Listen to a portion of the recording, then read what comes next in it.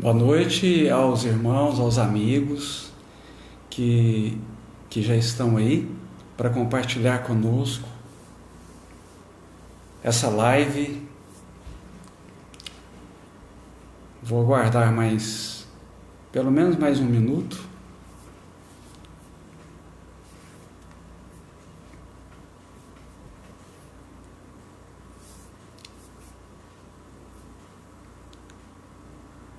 Gostaria que colocasse o nome aí para saber se já tem algumas pessoas aí, por favor.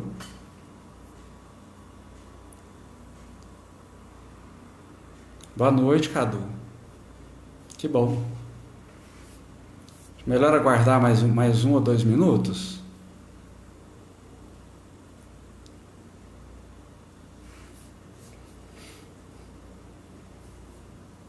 Boa noite, Solange. Seja bem-vinda. Agradecemos pela presença. Isabel, boa noite.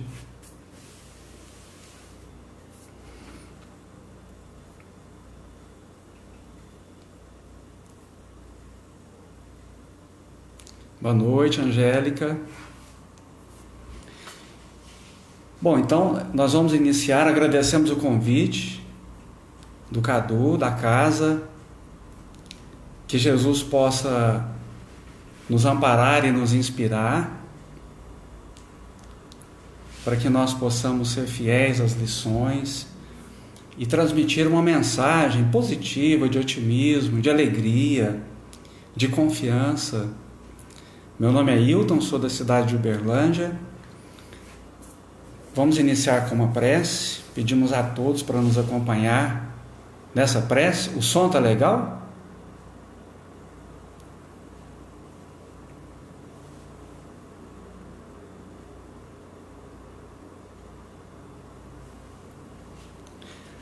Vamos iniciar então fazendo a nossa prece. Boa noite, tudo bem? Que alegria. O som tá legal? Gostaria que alguém colocasse aí, por favor, para saber como é que tá o som. Então tá bom, beleza, Abel. Muito obrigado. Obrigado, Cadu. Então, vamos iniciar fazendo uma prece, rogando a Jesus, aos amigos espirituais que nos amparam nesta noite, que possam estar ao nosso lado, nesta conexão de amor, que a Tua presença, querido Mestre Jesus, possa ser sentida, mais do que no corpo, em nossos corações, no nosso sentimento, que a Tua luminosidade possa se derramar sobre nós, nos trazendo esse bem-estar, essa confiança, esta alegria. Os amigos espirituais que estão aqui conosco, em cada lar, que nos acompanham, que nos observam, que fazem em nós um tratamento. Sabemos nós que o principal tratamento é o tratamento do Evangelho. Por isso te rogamos, querido Jesus, que o Senhor possa estar ao lado de cada um de nós, nos transmitindo as instruções, as orientações e nos inspirando o sentimento. E em Teu nome nós pedimos licença para iniciar a nossa conversa, o nosso diálogo, as nossas reflexões. Sê conosco hoje e sempre, amado Jesus, que assim seja. É com muita alegria que nós atendemos a esse convite. Para nós é algo novo essas lives, né? Começamos há pouco tempo, mas é algo que nos toca de uma maneira diferente, porque quando eu falo olhando para a minha imagem, e aqui no caso eu vejo o nome e sinto a presença de vocês, consigo sentir a presença de vocês. E o título das nossas reflexões hoje é Os Chamados de Jesus. E para iniciar, eu vou trazer uma pequena passagem aqui do livro Palavras de Vida Eterna, ditado pelo Emmanuel para o nosso amado Chico, a lição número 126, lição 126. O título dela é Na Rota do Evangelho. Na Rota do Evangelho. Primeiro, uma reflexão para nós. Eu tenho certeza que todos nós já ouvimos muitas palestras, já lemos diversos livros, mas falando das palestras, de quantas palestras nós nos lembramos? Alguém se lembra aí da palestra que ouviu há 2 meses atrás? Pode reproduzir.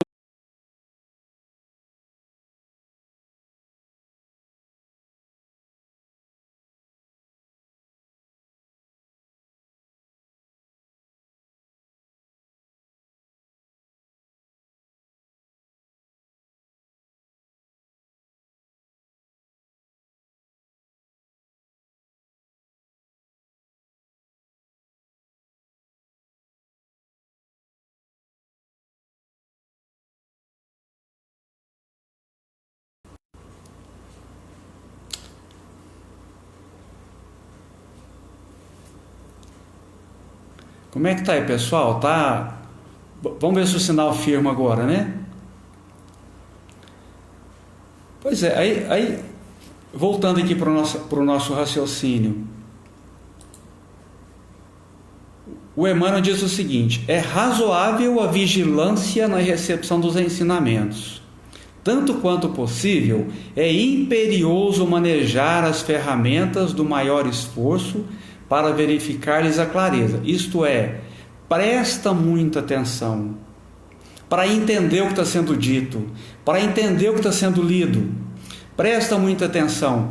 Mas Paulo, na segunda carta aos Coríntios, o Emmanuel inicia aqui escolhendo um pequeno versículo, versículo 7 do capítulo 2, onde Paulo diz assim: recebei-nos em vossos corações.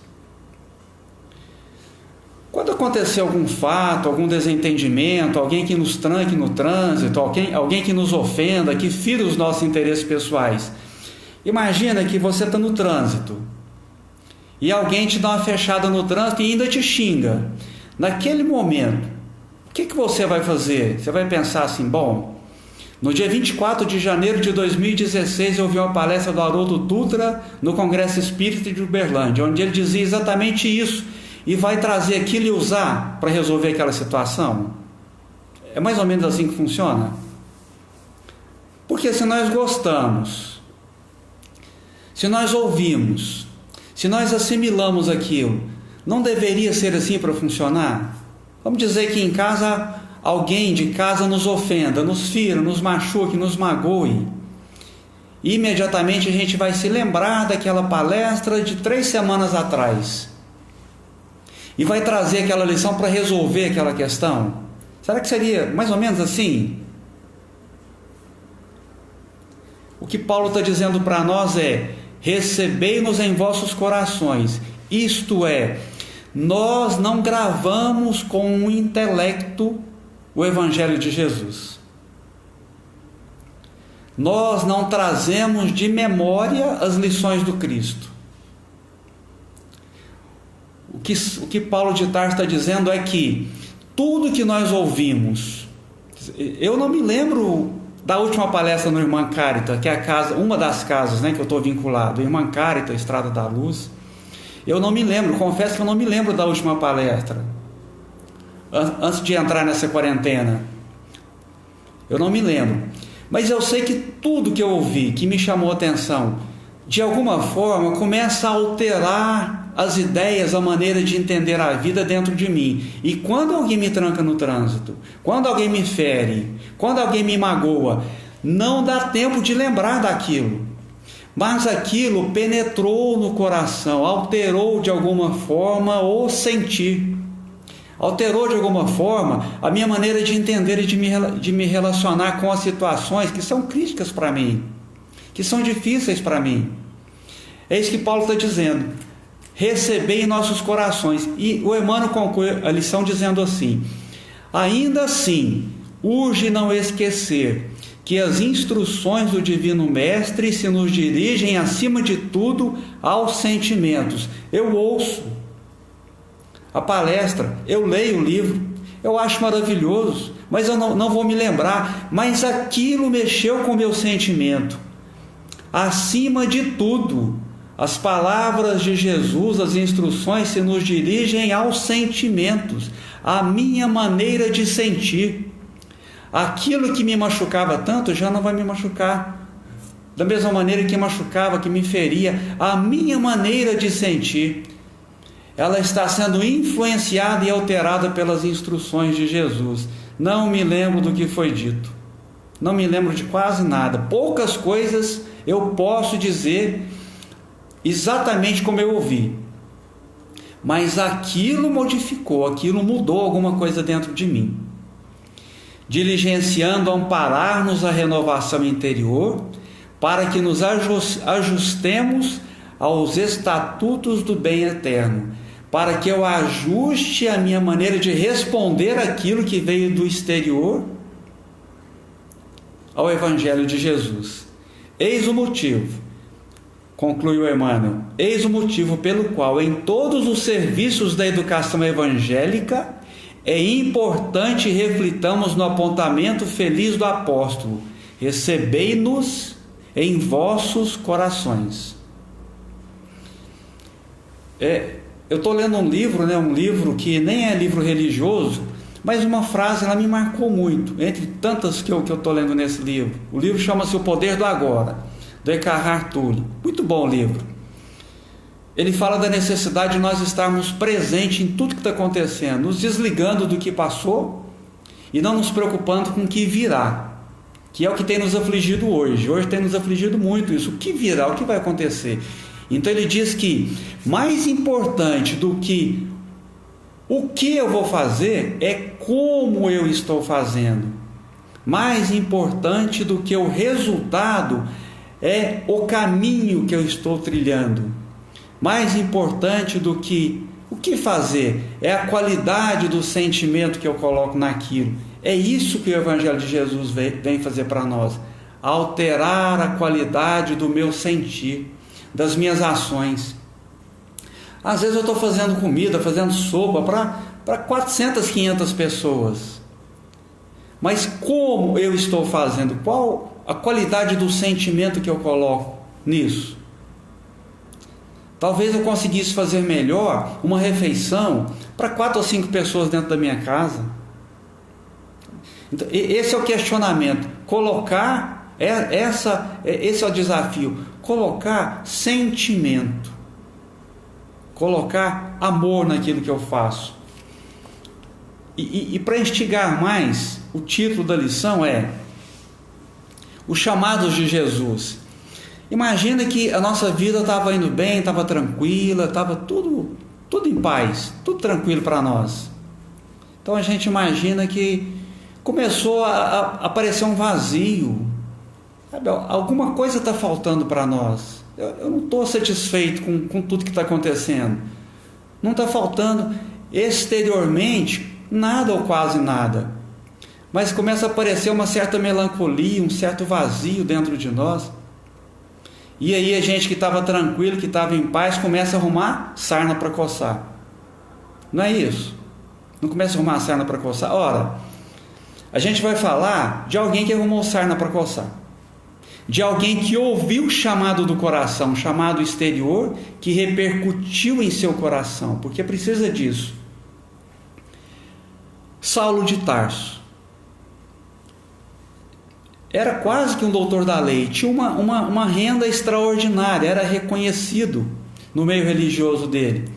E ele então ouviu o chamado do Cristo. E o Emmanuel, lá na introdução do livro Paulo Estevam, ele diz assim: certo é que o inovidável tecelão trazia o seu ministério divino.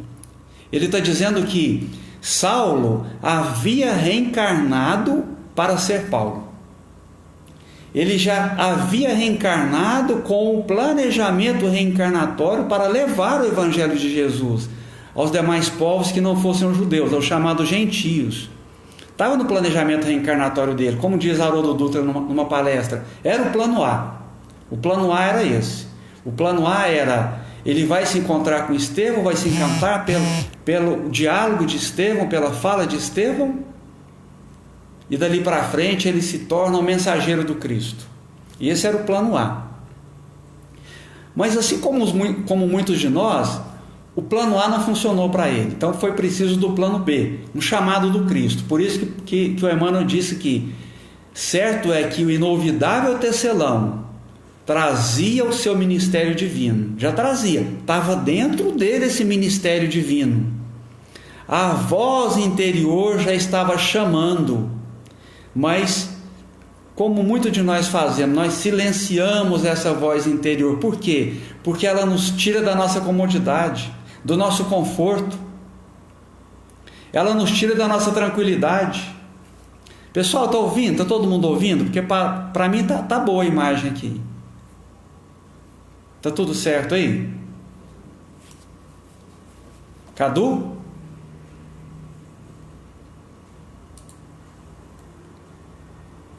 Está tudo certo? Posso continuar? É que eu não estou vendo as mensagens mais. Mas vamos lá, deve estar tudo certo, né? Então Saulo de Tarso, ele trazia esse convite dentro do coração. Mas como o plano A não funcionou, foi preciso que pudesse acontecer o plano B. Beleza, gente, muito bom.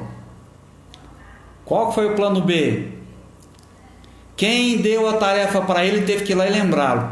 Meu amigo, é isso o seu trabalho? Quando Jesus apareceu, o que foi que aconteceu? Quebrou-se o muro que escondia o interior, que escondia a alma, o chamado interior. Aquele chamado exterior repercutiu no chamado interior.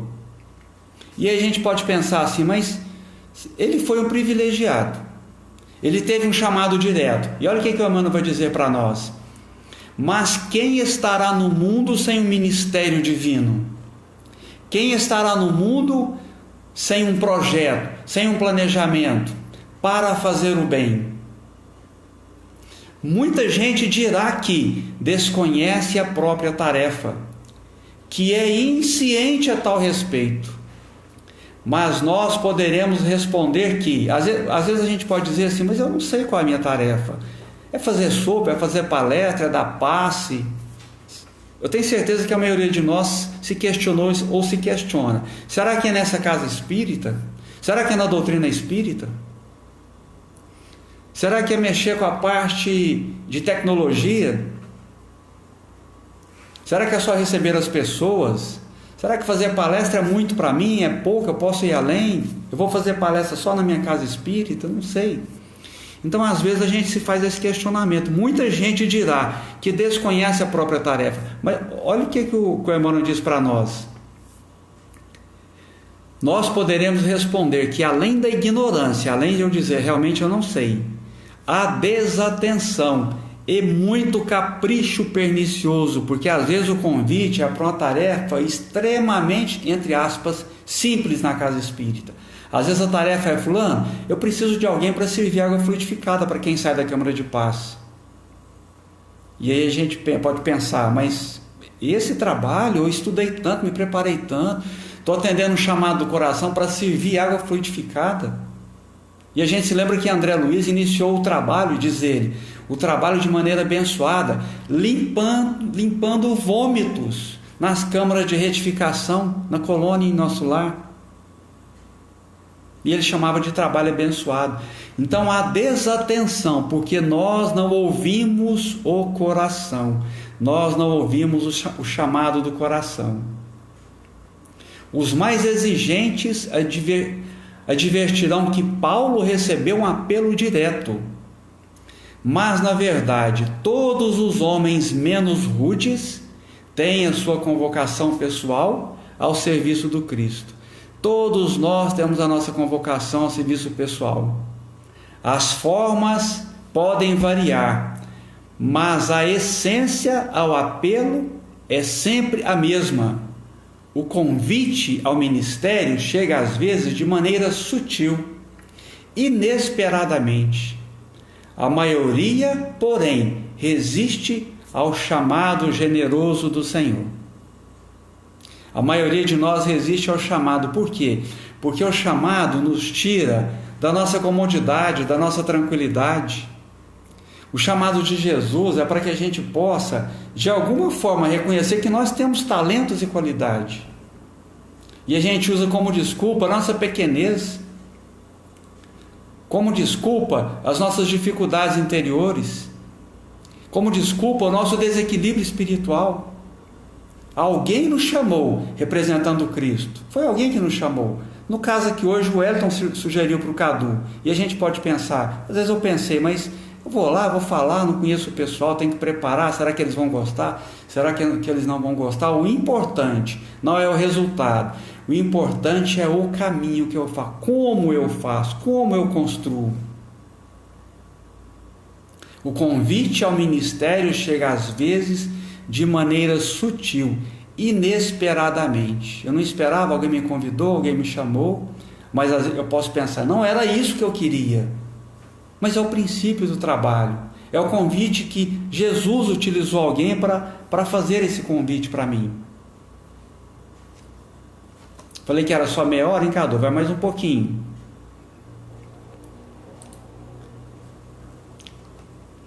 E o mais importante é que o Evangelho, mais do que na inteligência, porque eu preciso estudar, eu preciso entender, mas ele precisa tocar o meu coração, ele precisa alterar a minha maneira de sentir.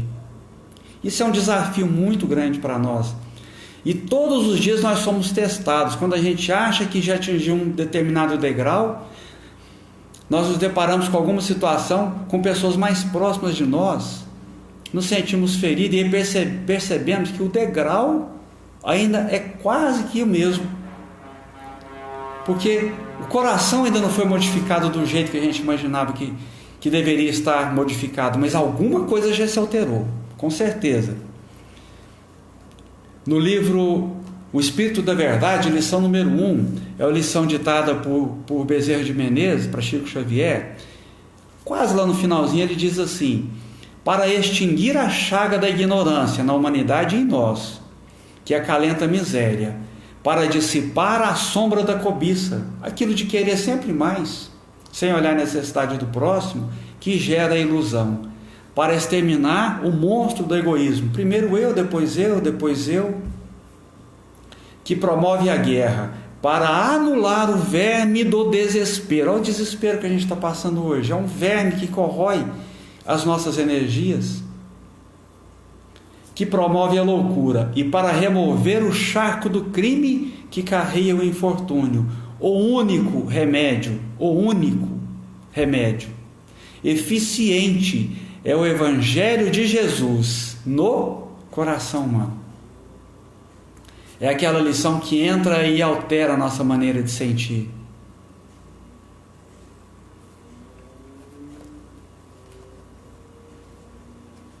E pegando carona nessa lição aqui, a gente vai para mais uma lição.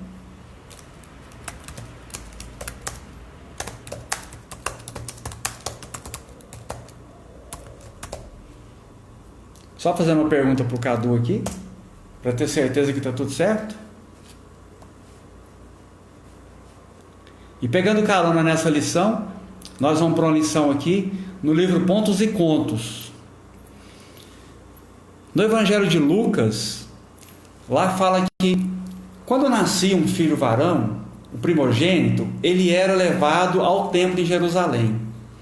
E quando José e Maria chegaram com Jesus ao templo em Jerusalém, Lucas conta que havia um homem, e era um homem generoso e justo, chamado Simeão.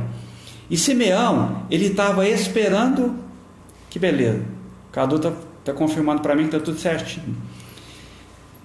Já era um homem idoso, então ele dizia que para que ele morresse em paz, ele precisaria antes enxergar o Salvador. E ele foi comunicado por via mediúnica, aquela via mediúnica que fala para o coração, de que Jesus, aquela criança, aquele recém-nascido que estava sendo apresentado ali no templo, era o Salvador. Então ele pega Jesus, no Evangelho de Lucas, ele pega Jesus e diz: agora eu já posso morrer em paz, porque eu conheci a salvação. Mas Humberto de Campos, no livro Pontos e Contos, ele vem trazer um complemento. E esse complemento para nós, ele diz que Simeão pega Jesus menino, recém-nascido, se afasta do pai e da mãe e começa a conversar com aquela criança, perguntando para a criança: pequeno Salvador, por que você não veio na casa dos Césares? Por que você não veio nos faraós do Egito como Moisés? Por que você não veio como filho do Senado romano? Por que você não veio como doutor no Sinédrio? Você veio numa manjedoura com pessoas pobres. Por que você diz-me, ó divina criança, onde representarás os interesses de nosso Supremo Pai? Indagou Simeão em lágrimas, com Jesus menino nos braços. Onde representará os interesses do nosso Pai Supremo? Aí Humberto de Campos diz para nós que o menino tenro ergueu então a pequenina mão e bateu muitas vezes naquele peito envelhecido que se inclinava já para o sepulcro. A criança no colo, batendo no peito de Simeão. Nesse instante aproximou-se Maria e recolheu nos braços maternos. Somente após a morte do corpo, Simeão veio a saber que o menino celeste não o deixara sem resposta. O infante sublime, no gesto silencioso, quisera dizer que não vinha representar os interesses do céu nas organizações respeitáveis, mas efêmeras da terra. Vinha da casa do Pai justamente para representá-lo no coração dos homens. O Evangelho de Jesus, que nos penetra a inteligência, que nós utilizamos para conversar, para dialogar, ele precisa chegar ao coração. E ele chega de maneira imperceptível ao coração. E aí, já caminhando para o nosso encerramento, nós vamos trazer uma lição que é uma lição prática do Evangelho no coração. Como o Evangelho precisa chegar ao coração. A lição é do livro Nosso Lar. E o capítulo 49, o título é Regressando à Casa. O André Luiz diz para nós assim: primeiro, André Luiz, a gente sabe, ele desencarnou e ficou mais de 8 anos no umbral. É a descrição que ele dá para nós. Mais de 8 anos no umbral. Depois ele é atendido, se recupera. Quando faz 1 ano que ele está trabalhando, atuando nas câmaras de retificação e nos demais serviços que apareciam para ele, 1 ano, é dado a ele permissão para que ele possa visitar a sua casa. Então a gente conclui que já fazia em torno de 10 anos que ele não visitava o lar. Entre o umbral, a recuperação, o trabalho.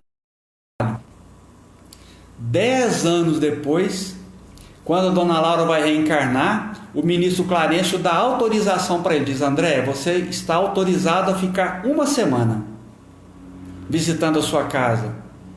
Então você vai junto com a equipe que vai acompanhar Laura na sua reencarnação e você está autorizado a ficar 1 semana. E ele vai. E ele inicia o capítulo dizendo assim, o capítulo que tem por título Regressando à Casa. Imitando a criança que se conduz pelos passos dos benfeitores, cheguei à minha cidade. Imagina, depois de 10 anos a gente chegar à cidade para visitar a casa. Com a sensação indescritível do viajante, que torna ao berço natal depois de longa ausência. Aí a gente vai resumir para não ficar longa. E aí ele chega na casa dele, atravessa as ruas, chega no bairro, chega na casa, enxerga uma palmeira que ele havia plantado com a esposa quando eles haviam se casado. 10 anos depois, a palmeira já estava gigante na porta de casa. Ele entra, passa pelo jardim e entra com o coração aos saltos, esperando reencontrar Zélia, sua esposa, e os filhos. 10 anos.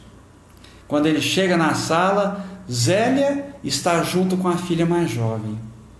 Ele grita toda a saudade dele, mas a sua voz ecoa pela casa e Zélia não registra aquele grito de saudade e de amor. Ela está aflita, preocupada, e naquele instante se aproxima um médico que saíram do quarto. Quando o médico se aproxima, ele fica sem entender a situação, e o médico chega e diz para a Zélia: olha, o doutor Ernesto piorou bastante, e eu não posso afirmar como é que a situação dele estará amanhã. E o André Luiz diz assim: um corisco não me fulminaria com tamanha violência. Quem era aquele Ernesto? Outro homem se apossara do meu lar, a esposa me esquecera, a casa não mais me pertencia. Mas olha o que André Luiz vai dizer aqui. Isso aqui está no centro das nossas reflexões hoje. De pronto. Bom, aí ele vai para o leito, ele entra no quarto. No leito estava um homem de idade madura. Na cama que era dele, depois de 10 anos, estava outro homem.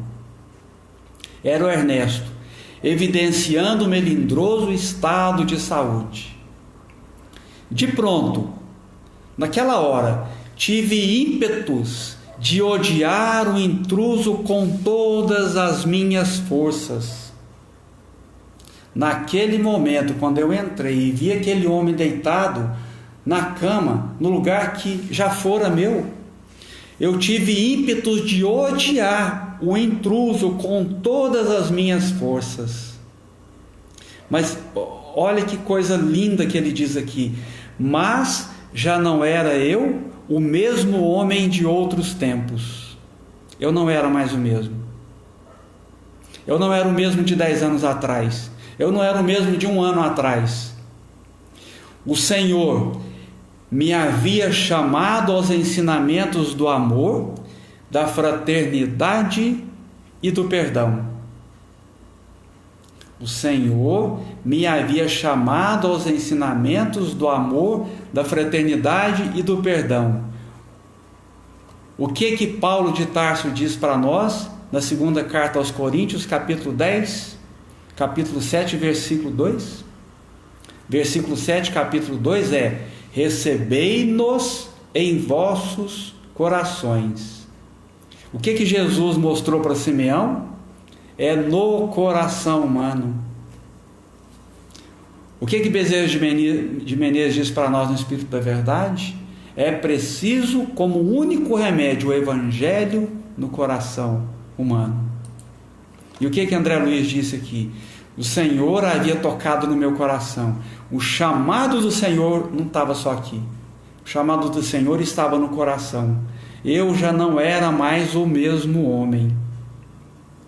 Quando alguém nos ofende, quando alguém nos tranca no trânsito ou na vida, de pronto, naquela hora, nós temos ímpeto de agredir, de atacar com todas as forças da nossa alma. Mas aí nós não nos lembramos das palestras, nem dos livros, nem das lições lidas ou ouvidas, nem dos cursos, nem das reflexões. Nós não lembramos, porque a lição não está aqui. Naquela hora, a lição já está aqui. Quantas vezes nós temos o ímpeto de atacar, de defender a agressão, de fazer o outro sentir dor, mas aí nós sentimos no coração que o Senhor já nos chamou e nós já não somos as mesmas pessoas. O chamado do Senhor toca nos nossos corações e altera de alguma maneira a nossa forma de nos relacionarmos com o mundo exterior. E aí André Luiz diz para nós que não era mais o mesmo homem, mas não é tão simples assim. Não foi para ele, não é para nós. Ah, então tá bom. Então o Senhor me chamou, já me alterou, está tudo resolvido agora. Não. O que ele diz? Assentei-me decepcionado e acabrunhado, vendo Zélia entrar no aposento e dele sair várias vezes, acariciando o enfermo com a ternura que me coubera noutros tempos. Já pensou que difícil? Chega lá, esperando encontrar a esposa, ou esperando encontrar o esposo, e a esposa está chorando porque o outro está doente, acaricia o outro, e ama o outro. E depois de algumas horas amargas, com observação e meditação, voltei cambaleante à sala de jantar. O Senhor me chamara, mas eu ainda estava cambaleante, não estava firme.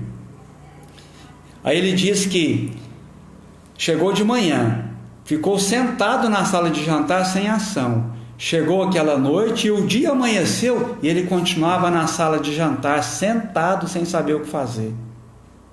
Ora, o Evangelho chegou no coração, mas até ele se transformar em atitude, demora. Por isso que é preciso, às vezes, se sentar e ficar em silêncio, para deixar o Evangelho que está no coração agir de alguma forma. Sucediam-se as surpresas, e aí ele fica sem energia. Chegou de manhã, anoiteceu, amanheceu, e quando chega a noite, o Ernesto só piorando, com a pneumonia, piorando, quando chega a noite, ele então começa a fazer uma prece, porque ele se lembrava de uma conversa com Dona Laura, dizendo que não existe distância para quem tem afinidade. Ele então começa a fazer uma prece e faz um pedido para a Narcisa, que era uma enfermeira que trabalhava com ele em nosso lar. 20 minutos fazendo prece e conversando mentalmente com a Narcisa. Quando termina a prece, a Narcisa está do lado dele. E a Narcisa, então, atendendo a solicitação mental dele, vai para a natureza, conversa com os espíritos da natureza, são trazidos fluidos da natureza, do eucalipto e das mangueiras. Ela então prepara o medicamento e ele, André Luiz, e ela, Narcisa, passam a noite inteira. O Ernesto estava para desencarnar.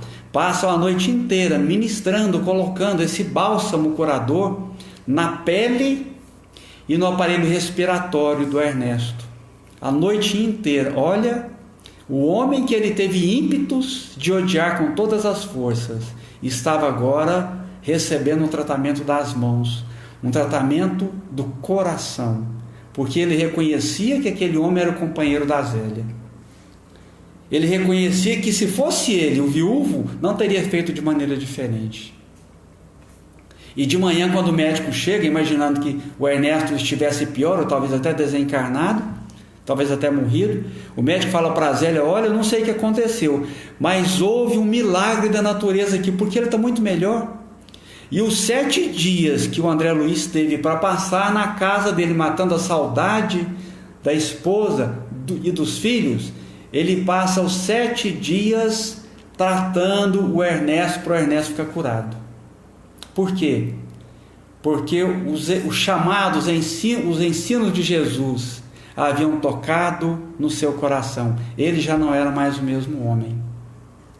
E que coisa linda, depois de uma semana ele volta para nosso lar. E quando volta para nosso lar, existe uma festa aguardando por ele. Todas as pessoas com as quais ele havia trabalhado, havia ajudado, todas as pessoas, dezenas e dezenas de pessoas estavam na entrada da colônia esperando por ele. E naquele momento ele recebe da governadoria o título de cidadão de nosso lar. E assim nós nos preparamos para concluir a nossa fala, a nossa conversa, dizendo que é preciso que, acima de entrar na inteligência o Evangelho do Cristo, entre no coração, para que nós possamos ouvir o chamado e fazer o melhor ao nosso alcance nas pequenas tarefas que nos foram confiadas.